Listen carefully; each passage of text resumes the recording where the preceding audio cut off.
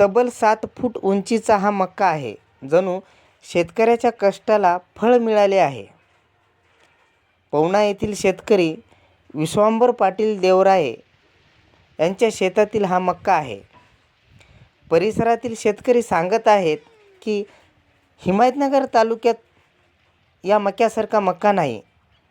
या मक्याची चर्चा सर्व परिसरामध्ये होत आहे. वेळेवर पाणी, वेळेवर खत आणि निसर्गाने दिलेली साथ हा मक्का पाहून सर्व काही आपल्या कष्टाचे फळ मिळाले असे विश्वांबर पाटील देवराये यांनी सांगितले आहे.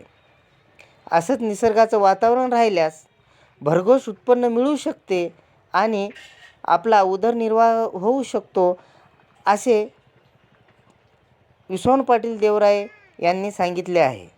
मी मनोज विश्वनाथ तपासकर, जागो MTV साठी पवना, तालुका हिमायतनगर, जिल्हा नांदेड.